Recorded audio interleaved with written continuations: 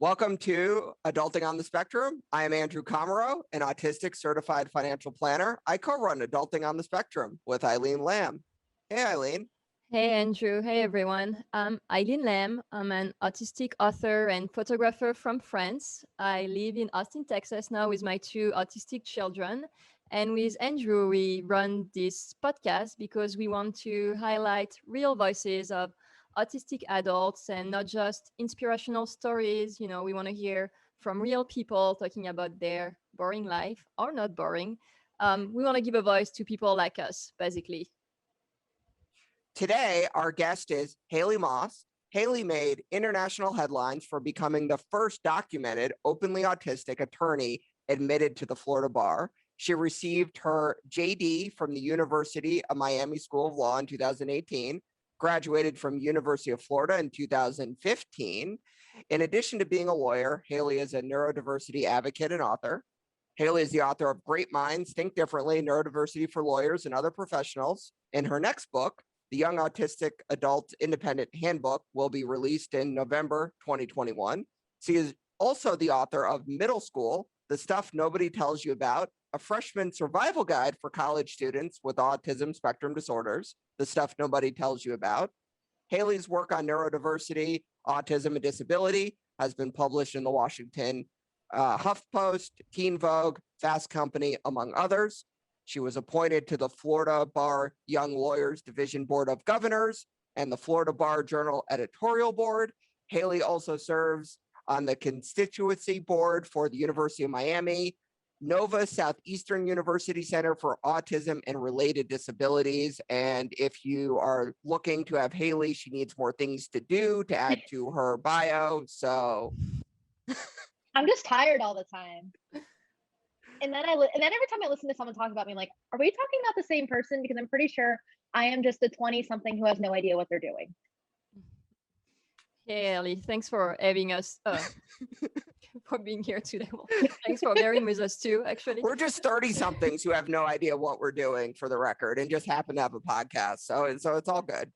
Exactly. I think that's the really great thing, and that a lot of us don't talk about, is there's this kind of expectation that you have to have it together. And every time I see 30-somethings, neurotypical or neurodivergent, I'm like, they all have it together. They know what they're doing. And then everyone tells me the same thing, that they're all basically just three toddlers in a trench coat and nobody knows what they're doing.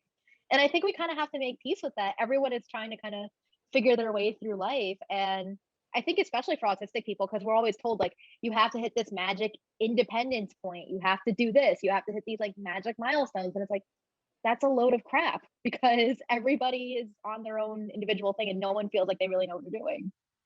Yeah, we don't know what we're doing. And I think that shows sometimes, but that's okay. We wing it, we make it work. And I think it's a good thing to normalize. We start our podcast by asking our guests how they like to identify, so pronouns and person with autism or autistic. So what's your take on all the identity language? All right, so identity. So my pronouns are she, her. I also am Jewish, I am a woman, and I am autistic. I say that I'm autistic because I'm proud of it. It's part of who I am. And I can't really take it off or take it with me or set it down and take it to the beach for fun. And if I'm living with autism in particular, it's a really terrible roommate because it doesn't do the laundry and it doesn't help with the dishes. So I wish I was living with autism, because autism would have maybe been a good roommate. Maybe. Probably not. It doesn't have very good executive functioning skills. So yeah, I don't like doing the dishes or the laundry. I actually made a casual day at the office last week for the purpose of, because I didn't want to do laundry for white shirts. So, okay. And tell us a bit more about your autism diagnosis and journey, again, per your biography or introduction with a book even on middle school. You were diagnosed at a younger age and have been an advocate since at least middle school. Is that correct? Can you tell us more? Sure. So I was very lucky, I feel, and I like to kind of circle this back, because I feel very privileged to have been diagnosed as a little kid. So I was diagnosed when I was 3, and I was non-speaking. I actually got kicked out of preschool. So when I was in preschool, I didn't color within the lines. I didn't drink out of a cup properly. So we know how little kids are kind of supposed to drink out of a cup like this. I copied the dog and tried to slurp it like out of the bowl. Preschool was not exactly too thrilled with me. I have lots of really on-brand stories about me kind of being a strange kid or a little bit of a terror from childhood. So that's the kind of stuff that led me to get diagnosed. And I realized what a privilege it was, even though, yep, as we know, the late 90s were a very different time. So I was diagnosed in 1997. And that was before the big days of everything is on the internet. You can get all the information you want. There's tons of organizations that will connect you and lots of autistic adults you can very easily get information from. So when I was diagnosed, my parents didn't have as much information. They were given kind of the doom and gloom report, as a lot of clinicians tended to do it, because their version of autism was very singular, of this, you are going to end up in this, basically like your life is going to be terrible. And my parents were really big on early intervention. So we did things like floor time, and I got to ride horses, and I always had a lot of adults playing games with me. I was the only kid. So I was very used to having a lot of attention anyway. So I guess that was kind of that journey in getting diagnosed, and kind of a little bit about early intervention. All I know is I was a happy kid and people always wanted to play with me. So I didn't ever think something was really off when I was a little kid. Even when I wouldn't get invited to birthday parties and stuff, or excluded socially, my parents always found a way to spin it as like I was the cool kid and everyone else was kind of weird. So I kind of had the complete opposite experience than a lot of other folks who were diagnosed later in life, or who just didn't have parents that were super accepting.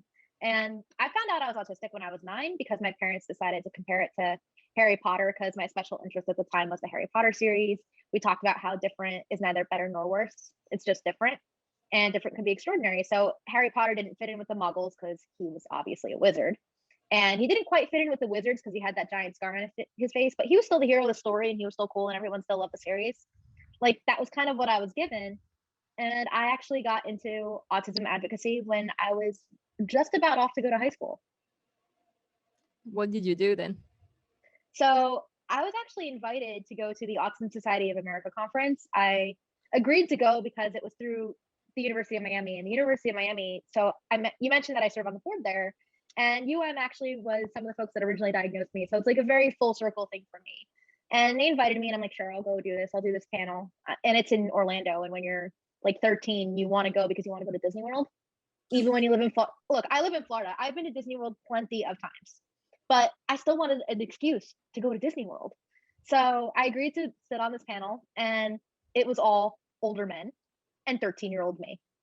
And people wanted to hear what 13-year-old me had to say, and it was very confusing and very baffling. But I met lots of cool people. So I actually was listening to past episodes, and I saw that you had Bridget Rankowski on. Bridget was the first person that I met at that Autism Society of America conference. Like, this is a very small world. And at that conference, I actually got connected with folks at Autism Asperger Publishing, and that is how middle school came to be as well. So that was kind of how I got started in this. I feel like it was by accident, because I never intended to tell people I was autistic. I never planned to make it a public part of my life. It just sort of happened that way.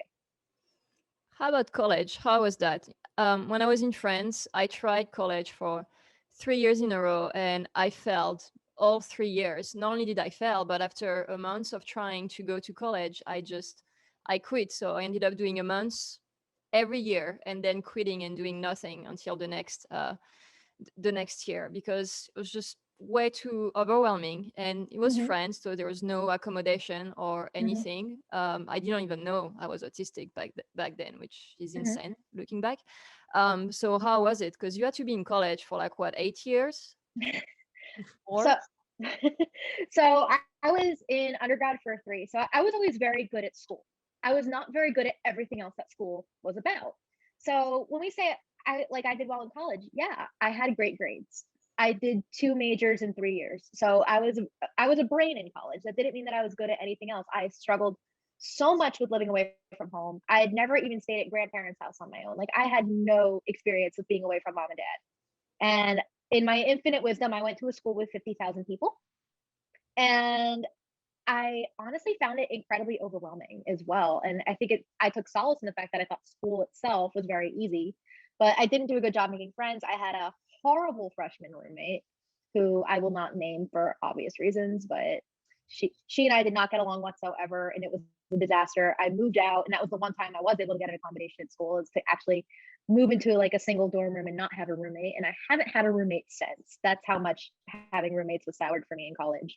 And I actually did my 3rd year from home, so that made it a lot better. I was able to finish online because I finished most of the hard classes anyway, and saved all those like basic stuff for before I graduated. So that helped a lot. And then when I went to law school, I went to University of Miami, which is closer to my family. It was the right thing for me. Law school was overwhelming, and we can unpack law school all day long, because law school is where I didn't get support from the university.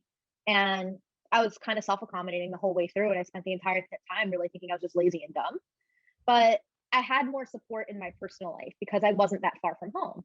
I went home or saw my parents nearly every week. That I lived less than an hour away from home. So I was always able to go home, or they'd come visit me, and my parents would help me with things like cooking or cleaning or just hang out together. And it was truly a blessing to have that. But I think there's so much of school that's beyond inaccessible. And I really hope that that changes. And it's just frustrating to see, because it's not that, for instance, like you're not smart enough or you can't handle something like college. It's more of that the support isn't in place, and it takes so much work to even get that support, or that you have to prove all of this documentation, or you have to be able to navigate some system that isn't designed with you in mind in the first place. I think that's amazing, because when I was in France, I lived a 5-minute walk from the university college, and I still couldn't do it. You know, you say you were seeing your parents once a week. I mean, that's not a lot.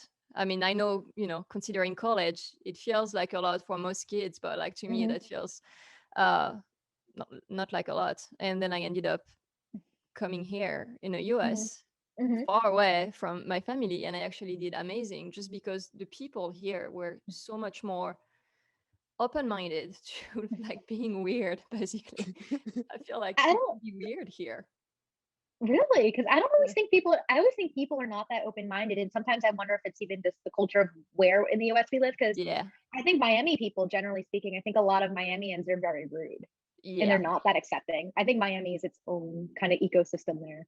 I agree. And I'm lucky I'm in Austin, and Austin is also its own thing in Texas. Like Texas isn't great, but Austin is amazing and so accepting of everybody. Yeah. And let's not even get me started on how I feel about Connecticut, but Connecticut's great. Sarcasm. Thank you for the So sarcasm warning, because I otherwise would have probably, Yeah, I don't I would get have it. probably, I would have probably bought it. See, Florida's its own world anyway, but Miami's its own world within Florida. yeah, no, in Connecticut you can get anywhere within an hour. So when someone says like where in Connecticut, it's like, okay, well, how do you know someone in Connecticut? Because nobody says where in Connecticut.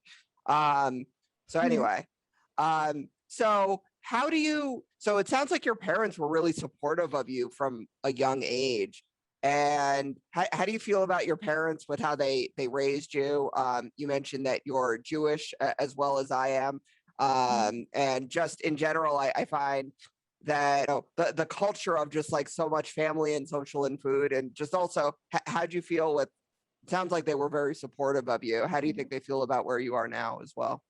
So we actually have a very small family. So contrary to what you're saying, we were very insular. So a lot of our family was estranged or not as understanding, and it was a lot of the times it was the three of us and a couple other relatives, and we didn't always just like get together at Thanksgiving or major holidays. So it was always kind of small in navigating that. But I Are do they think there was, adopting? huh? I said, are they adopting? No. Oh no, no. My mom wants a dog. My mom wants another dog though, so she's really hoping to get another standard poodle in the near future.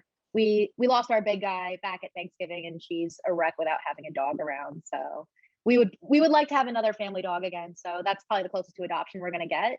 But my parents are seriously the best. So I know you probably hear all sorts of different stories about parents, but I am one of those people who thinks that my parents did it as well as they could. And in many times, I think they were ahead of their time. So we talk a lot about parenting with acceptance. And I actually had this conversation with my mom the other day, is because she was she was actually talking to me about neurodiversity and stuff. And she's like, this is really cool. And I'm like, this is stuff you've been doing. You were always beyond accepting of me and encouraging me to follow and harness my strengths. Like, even if you didn't have the vocabulary of what we consider social justice or movement work or whatever it might be, I'm like, it didn't mean that you didn't understand it. And she really just appreciated that, because even looking at history, like a lot of the terminology that we use now and a lot of the concepts that we have now didn't exist in the late 90s. And she's like, but we did the best with what we could. And I'm like, yeah, but I think you did it right. You stuck to things that you knew I would enjoy. You would try things even if I didn't enjoy them. We tried to get me to do sports and it didn't go well. And instead of forcing me to stay in sports, we just pivoted to something else.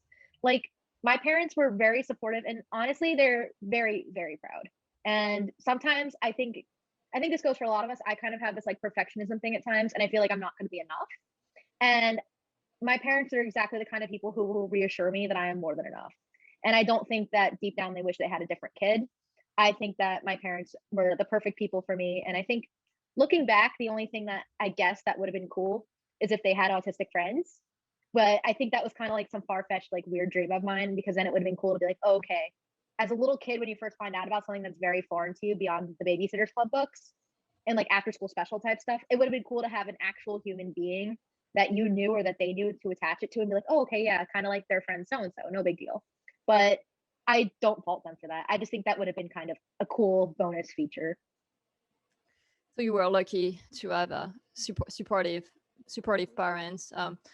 I think most parents are very supportive of their children, and it really makes me sad to see what's happening on social media. I know we don't agree on everything, and you've published articles in the past how you think parents shouldn't talk about their children online. I don't necessarily believe that. I think there's a balance between privacy and exploitation. That's kind of where I stand. Is there's just a balance of what can we share without jeopardizing somebody's privacy. I think that's just how I see it. Just kind of want to clarify that. And I just don't see a lot of like the really bad things being talked about on social media by parents. A lot of the time, the parents who are being attacked are sharing things that are so normal and very respectful. And it just really, really saddens me to see the bullying and harassment that is going on in the neurodiversity movement. And I've never seen you do any of that. Let's make this clear, but I know you're also an advocate for the neurodiversity movement.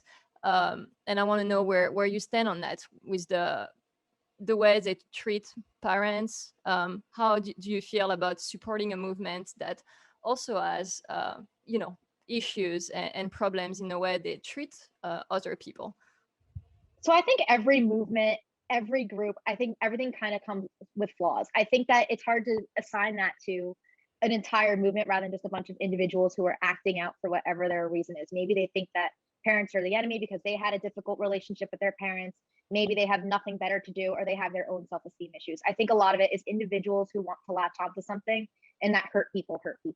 I think the majority of parents who are seeking support on the internet or who are looking to learn from autistic adults, they're coming from a good place. They want to understand their kid. They want access to information. They want to know something. They might be looking for hope.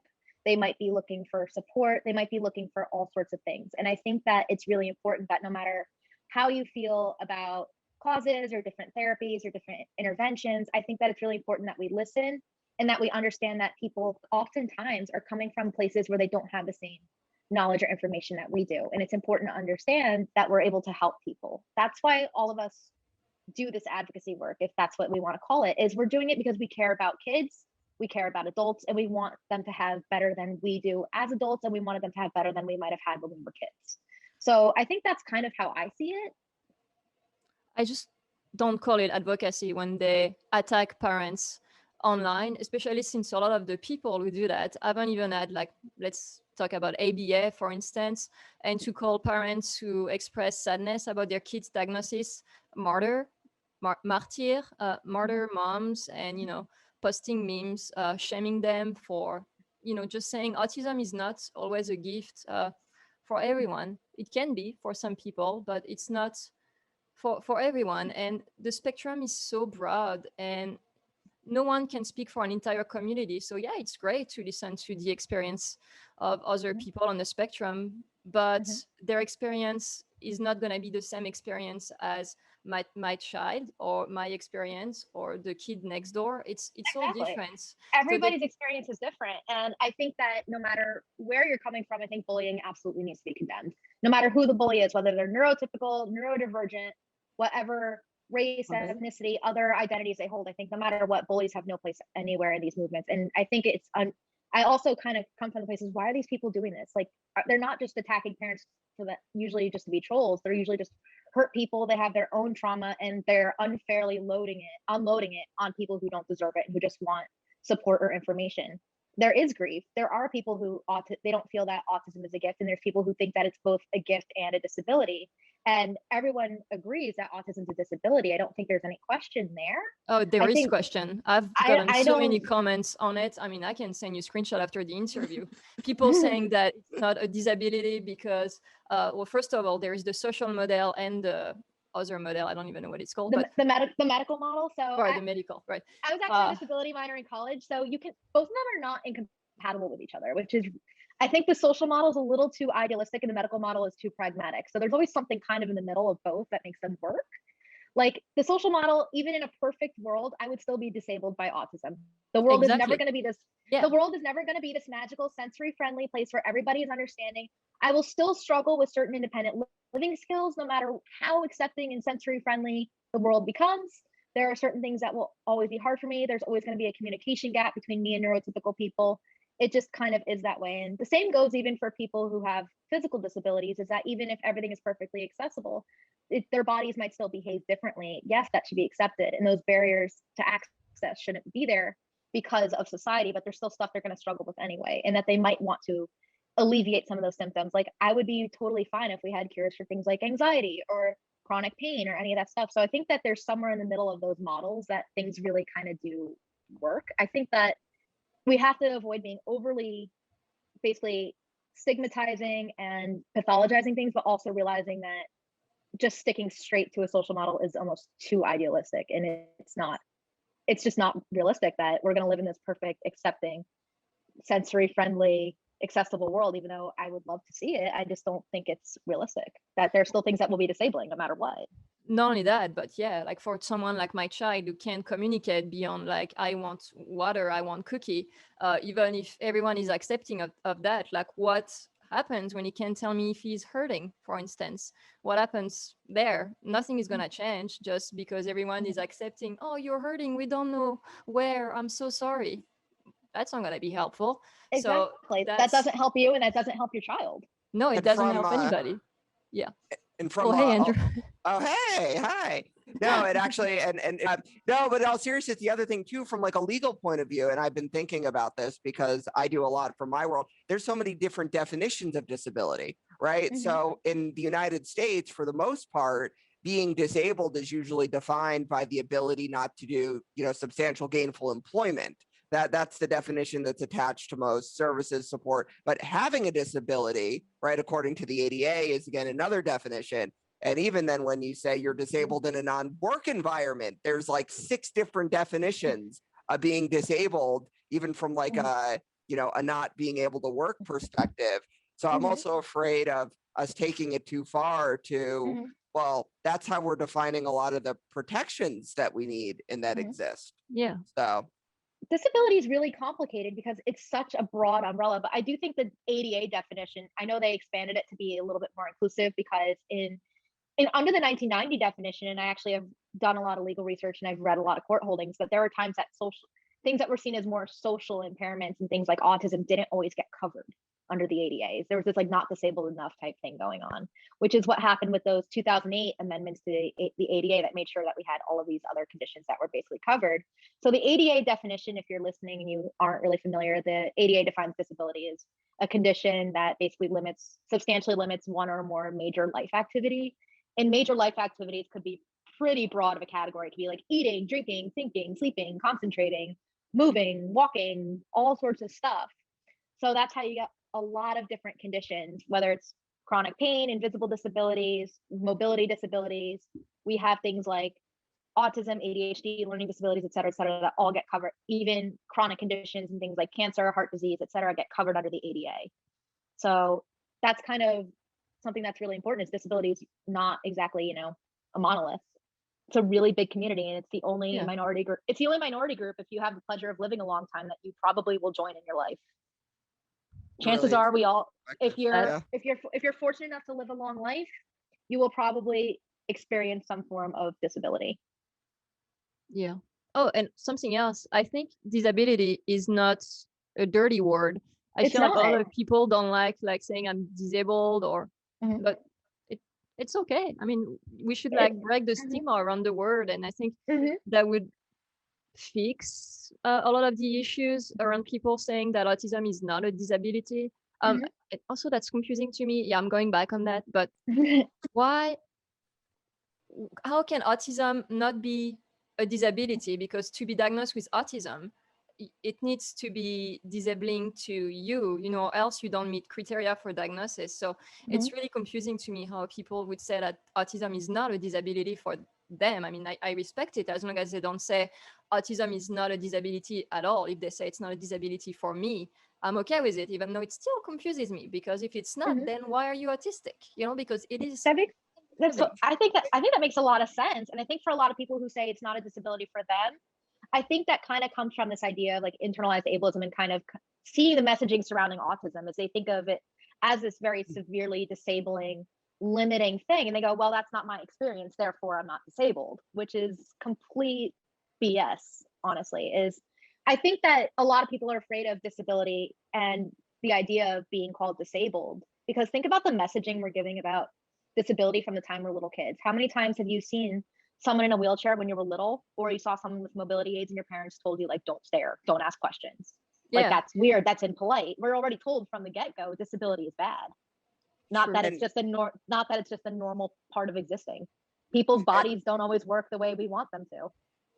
And we were talking a bit before, Haley, about, again, conservatorship, guardianship, and just because, the word autism is used, right, that it's assumed that, oh, you're 18, okay, well, you can't make decisions. And, I talk to a lot of parents a lot of times. They come to us when they're turning 18, and it's, well, at 18, did you know exactly what you were going to be? Did you know exactly what you wanted to do? Were you, completely perfect and ready to be independent at 18? No. And no, I'm not now. I didn't even know how to do, I got to college and I didn't even know how to do laundry. I had no idea. That's why you went to your parents' house once a week, right? No, I didn't get to go to my parents until law school. That was 3 years later. God. When I was an undergrad, I remember doing laundry in the dorms, and I put everything in the dryer first because I didn't know which was the washer and which was the dryer, because they looked nothing like the washer and dryer that we had at home. Therefore, I had no clue which was which. And then I walked out with a bunch of warm, soapy clothes, and I was like, oh, cool, great. That was a waste of 50 cents. I just felt so naive. And then I was like, oh, it's because it's not the same make or model as the washer and dryer at home, obviously, because you're used to the sameness in routine. And my routine of doing laundry with quarters and in the dorms, these really terrible machines that were super slow, that wasn't what I knew. So I can relate to that too. Yeah. 18-year-old me did not know how to do anything on her own, and probably had no business doing anything on her own. I get that. Same way, I don't go to the gas station. I mean, if I don't go to the same gas station, I'm just thinking about it. It drives me crazy. I did it last week, and of course it went wrong. I don't know what I did with my card, but I got a message on the screen that I needed to go inside. I was like, oh my God, now I'm going to have to talk to a real person and all of that. It's like, oh, yeah. Talking to people is like the scariest thing. I get scared when I have to call customer service agents. I think they're going to hate me right away. Yeah, same. And especially because I have an accent, and it's hard sometimes for people to understand me. And it just like makes my anxiety higher, makes it harder for me to like get words out, and just like a vicious circle. See, I'm actually the opposite. So I will actually, I know this sounds bad, and I apologize for anyone working at Comcast who's listening right now, but I will take my anger or frustration out on customer service, and I will offer to lower people's like cable bills and Comcast bills, for fun. And Eileen, like I've offered, you're like, call T-Mobile for me, right? I'm like, yes, I love that, right? I love like getting the deal and calling them. And the nice part too is that there's no, then you never have to speak to them again. Like it kind of doesn't matter. I mean, AT&T probably has a file on me, I'm sure, but I don't know if T-Mobile does yet. And but just like, doing that is actually something I very much enjoy. You're so brave. You're so brave. I'm scared to talk to the person when I order like clothes and then it goes on sale like a day later. I'm so scared when I ask for a price adjustment. Oh, see, I'm really scared to do that because I do it all the time. Store. But it's not local. See, it's usually like big chains. It'll be like one of those big mall stores. I'm like, they can afford to toss me a $6 refund. And I'm so scared to call them. And I'll be telling my friends or my family, and they'll be like, Haley, you were a litigator. You're trained as a litigator. You should not have a problem litigating with customer service. I'm like, nope, can't do it. So, but yeah, No, I very much do enjoy doing that, and just maybe it's only certain though. Like I don't know, I'd probably let the $6 just go for like clothes, but maybe it's because I like technology and computers. I think when we're talking about one of our special interest things might go over well. One of mine's technology, so I think with the internet, because like I won't call in like a dinner order or anything like that, but I will call a cable or phone company and have no problem. Although I will say I get called ma'am. So quite a bit. Oh, yeah. Really? Yes, and apparently I sound like a very elderly woman over the phone. And so the plus and upside to that though is I am able to, I just stop correcting them at this point, right? It's just ma'am. Do you just introduce yourself as Andy because it's a little bit more ambiguous on gender of a name than Andrew? You know what? I've literally never thought of that. I am going to start doing that. Thank you so much. That will make my life so much easier. Although, yeah. I went to law school. although I knew lots of Andreas who would do it because it would make them look more powerful on filings. That is brilliant. Thank you so much for that. I appreciate that. So, although if I am very mad at them, then I will point it out and then they'll feel really bad about it. And I mean, I'll even go as far to describe the anatomy I have versus the anatomy they don't think I have. God. And then I usually get a deal, but I try not to be that mean. Usually it's when I had no business calling in the first place. They're having a hard time too. See, my thing is I get really nervous and my voice goes up like 3 octaves and I sound like I'm a little kid or a teenager. So they already assume that I'm young and they're willing to do things because they think I'm like 15. Because I'll be like, hi, Yep. Yeah. And I get so nervous and my voice goes high, so they just assume I'm young. So you guys just bonded over this. Great. Yeah, see, there we go. Anxiety is real. Yeah. Especially that social anxiety, like it's easier for me to deal with a large audience or a group of people than dealing with that perfect stranger. Ugh. But if you're talking with a stranger about the law and being a lawyer, right? Much easier. That is much different. And leading into a question, if you were not a lawyer, what would you be doing if you were not a lawyer? If I didn't go to law school, I think I probably would have wanted to be a journalist. Okay. I think I would have still wanted to ask people questions. I knew I always wanted to write. I feel like that would have been kind of that natural fit. And also and I still think about this a lot because a lot of lawyers are journalists anyway. So I get to write for all sorts of cool people. I also have interviewed people and some of my favorite TV journalists, because I'm also one of those nerds who watches like daytime television. So a lot of the cool people on daytime are lawyers who became like TV journalists and broadcasters. So I'm like, maybe that's what I'd be doing. I think it'd be very cool to be like a broadcaster or to be some kind of print journalist. I don't know. I could see that though. That sounds cool. I wanted to be a journalist too when I was a kid because I like writing. Not like a journalist that has to talk to people, but like a writer. You kind of became famous for being an autistic lawyer. How has this changed you? Do you wish you could go back and just be a lawyer who happens to have autism, or how is that for you? Yes and no. So the cool thing is what happened really kind of, I feel like, changed our profession for the better.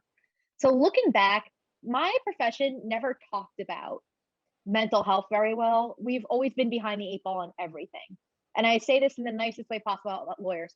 We're slow on diversity and inclusion. We're slow on technology. We've got opinions from the Florida bar back, like, I think maybe less than 10 years ago when MySpace was very out of favor, telling lawyers how to regulate their MySpace presence. Like, that's how slow we are in adopting anything. So when it comes to mental health and anything in that kind of disability stigma, lawyers are really, really bad.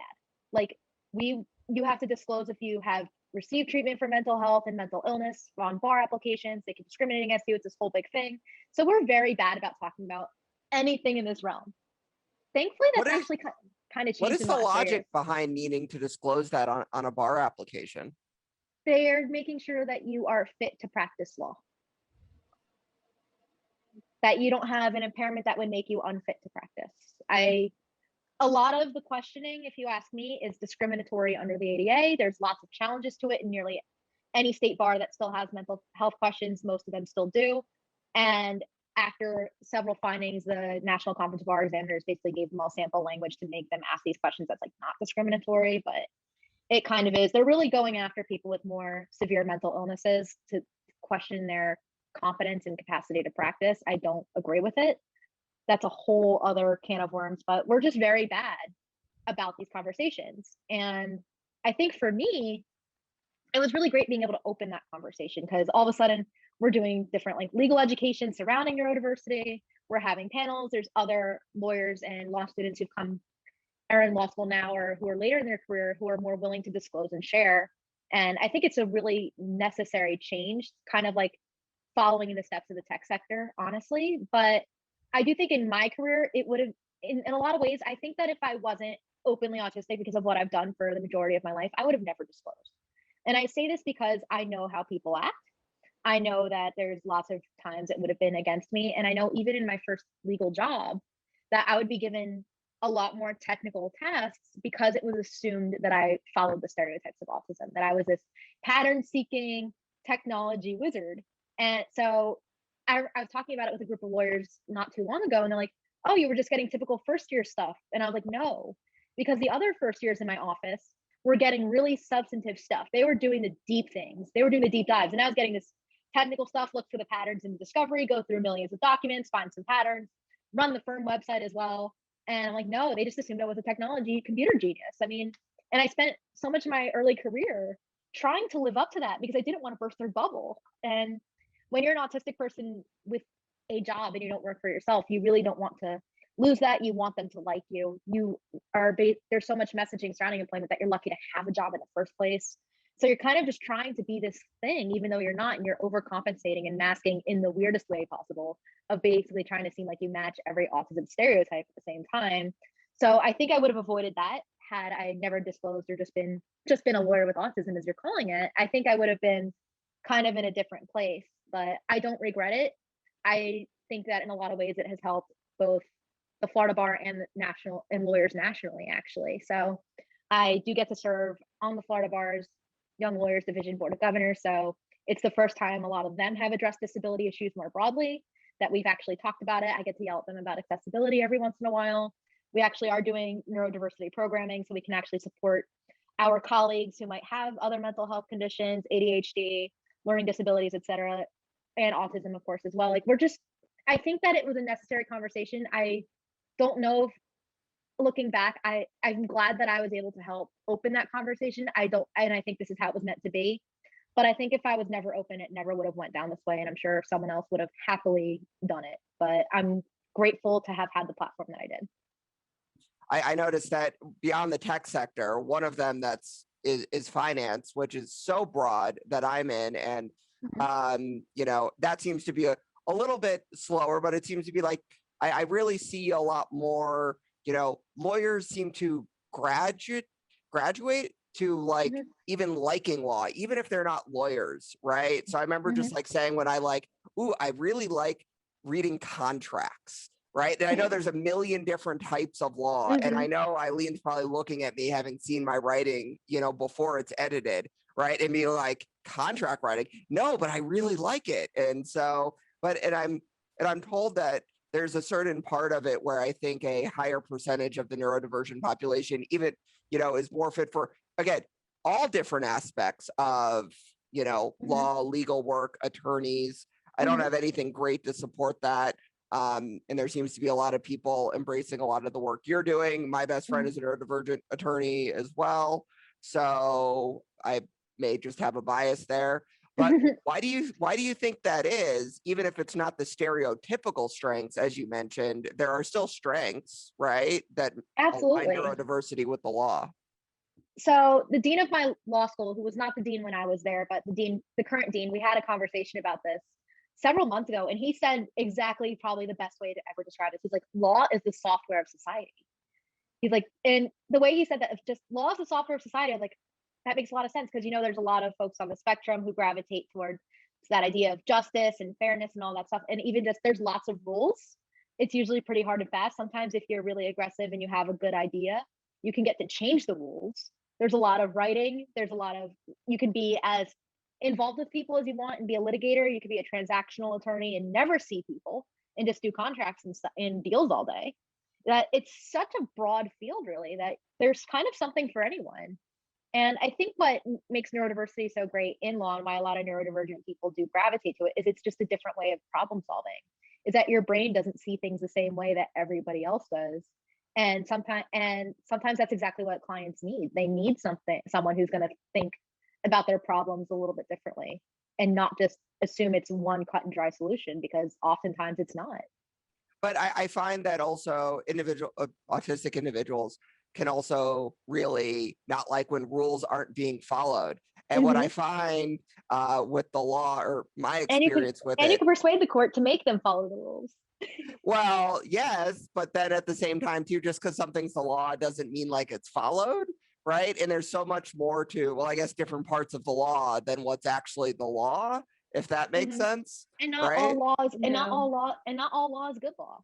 Yeah, exactly. So do you struggle with that, or do you know others who do? Or I mean, a little bit of everything. It's that there's this desire to follow rules, and then when the rules are really unfair, there's a desire to break them and change them. So you kind of see, I kind of love that, and that our people are the first ones who are going to be like, these are really shitty rules.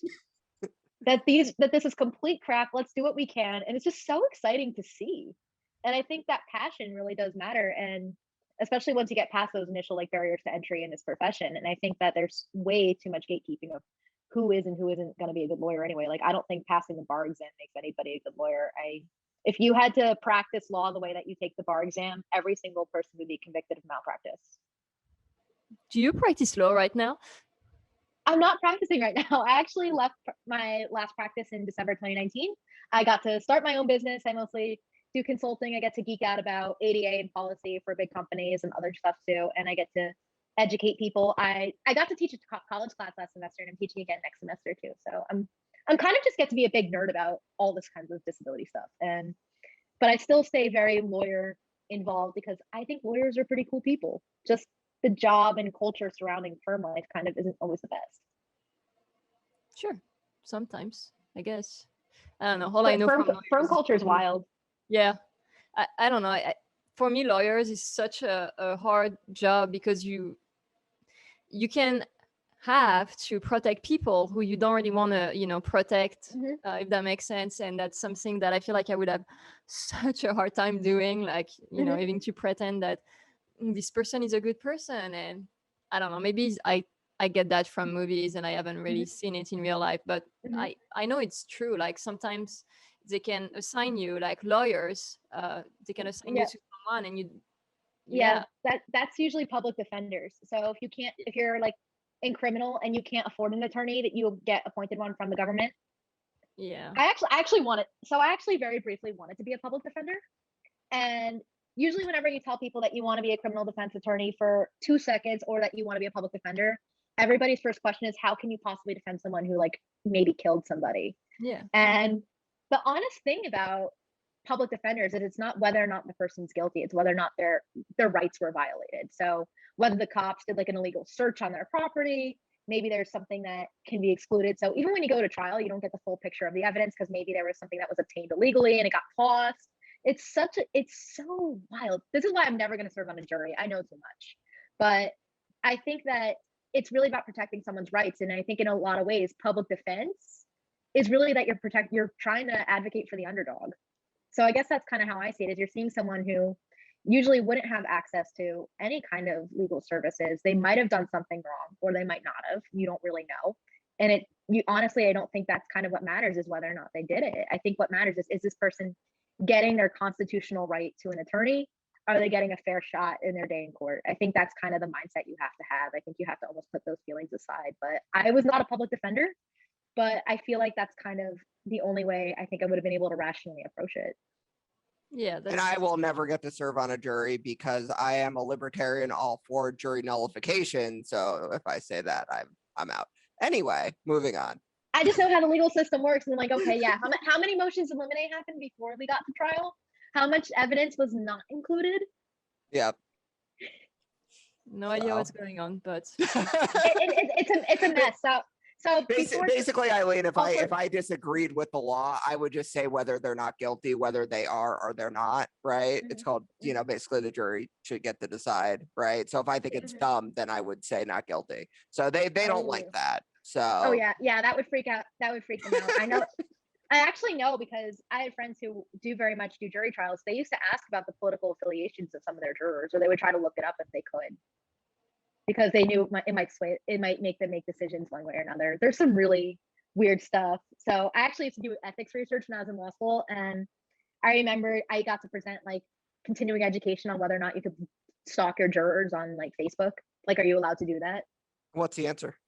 You are, as long as it doesn't send them notifications. Okay. So you can't like friend your jurors. If you like view their LinkedIn profile, you can't have it send like you have to like have your settings so it doesn't send like so and so looked at your profile, because that would be considered a communication to the juror. Got it. It was so interesting though. But yes, you can go look them up on Facebook.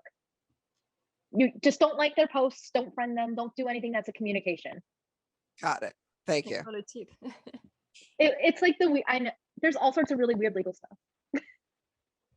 I just think it's super fascinating, but I think if I do go back to practice one day, and I'm sure there might be a point in my life where I want to, I would probably rather be actually in elder law, like we're talking about with conservatorships and guardianships and supported decision making, or I'd like to do labor and employment and actually get to do stuff with like anti-discrimination, disability discrimination at work, ADA, or also the thing that I think is super fascinating that I'm trying to learn more about because I just think it's interesting is labor unions. So I think labor and employment is just so interesting. Yeah. We're like, yeah. It's okay. It's okay. It's okay. In my old life, I got to sue insurance companies. Well, that excites me. Fun, There we go. Right. I like that too. I represented hospitals. Okay. That's not good. people. I was not a personal injury lawyer. I got to represent hospitals trying to get money from insurers. Okay. Not so exciting. No, I think, well, anyway, I mean, to me, but we won't bore the other, No, see, this is why I think talking about autism and disability is far more fun. It's a much better job. If you want to talk about life insurance law, I mean, there we go. No. Like I'm in, right? I don't know anything. No, because I don't know that much about life insurance, and I don't think Eileen and I are going to want to listen to you geek out about life insurance a little bit too much. Well, it's basically contract law, but okay, let's move on. Okay, so, okay, quick fire questions. So, yes, so Eileen is going to ask a bunch of, am I doing the quick fire questions, Eileen? I got it. You sure? Yeah. Okay. I can see what you wrote in there today. Yeah, I always put a just random quick fire question in there for Eileen, like right before the podcast, so she doesn't have time to read it until she reads it out loud for fun. So the quick fire questions, just don't overthink it in the nicest way possible, and just give the first answer that comes to your mind. And there's 6 of them, and here we go. Okay. What is the best piece of advice you've ever been given? Be yourself. What do you like to do to relax? Play video games. Read books. What's your favorite? I have a Switch and I'm obsessed with it, and I've been actually what have I been playing? Pokemon. Yeah, me too. Nice. Let's go. I got the new Pokemon Snap, and it's so relaxing. All you do is just take pictures of Pokemon. It's it's kind of like going on a weird like baby little Pokemon safari. It's like a little vehicle thing, and you just snap little pictures of the entire time. No, that sounds fun. I like that. It's so What's chill. your favorite food? Pizza. What kind of pizza? Cheese. I'm boring. Okay. I don't like experimenting. I like most of my food plain. What's your favorite movie, film, TV show? Legally Blonde. I saw that. Yeah, that's funny. Because you are autistic, you are obviously amazing at memorizing everything. Tell us the most obscure low fact you remember. Oh my God, now I'm going to overthink this. Do you want me to share mine? Sure. That because of prohibition, the USPS, it is illegal to ship alcohol. That's why only UPS and FedEx can ship alcohol. Really? Why is that? Because before UPS and FedEx existed, before we made alcohol illegal, we made it so the United States Postal Service could not ship alcohol. That is still illegal to this day. That is why you can only ship alcohol through FedEx and UPS.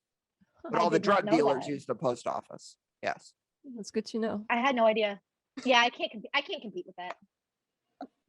But yeah. I'm sorry. No, it's okay. I don't feel like I have any fun legal facts other than like things that I think are just really ridiculous with like Florida's involuntary psych law. But that's just because I think it's tell it. Yeah, that if you are considered a danger to yourself or others, that you can be placed on a mandatory 72-hour psych hold. What's that? And like they could put you in a psychiatric hospital for like 3 days. And the thing is, it gets used a lot against kids with developmental disabilities in schools because they don't want to arrest them, because school resource officers get like, do we have to arrest this kid or do we do a psych hold? And there's all sorts of like little wrinkles in there. It's called the Baker Act. It's really confusing, and it is, I think it gets overused for things it should not get used for. Yeah, what's considered a danger to yourself? Like, where is the... Exactly. And you see autistic kids who might say something sarcastic, like, or they don't know it's sarcasm, like, oh, I might kill myself or something, and some teacher hears it and they think there's a serious psychiatric problem. And even though there's a developmental disability exception, they'll say that it's related to some kind of anxiety, depression, something else, and then the kid ends up in in a psych hospital basically, and they have no business being there, and the parents don't get informed. It's a disaster. There's all sorts of really crazy news stories about this if you ever look into it, about kids that end up basically in psych holds or arrested because of the Baker Act. That sounds really sad. It is. It's the one thing that if I felt like I knew more about that, and if I had the skill set, I feel like I'd want to be fighting it. Yeah. And where can people find you online? Do you want to tell them anything you want to advertise?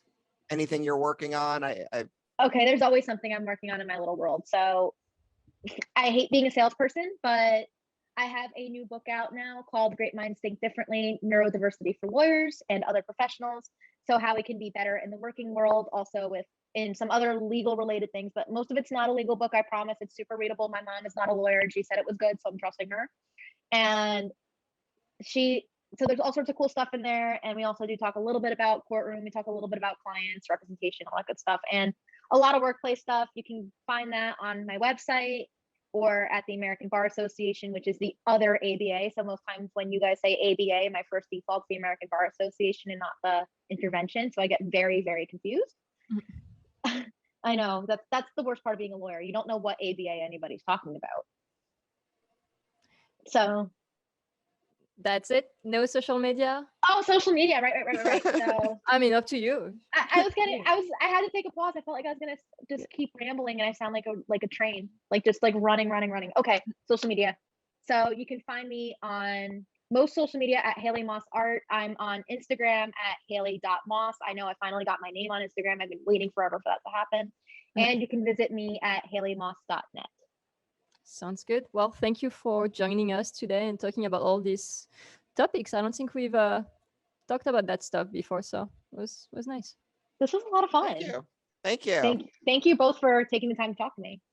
Of course. Bye-bye. Bye. Bye.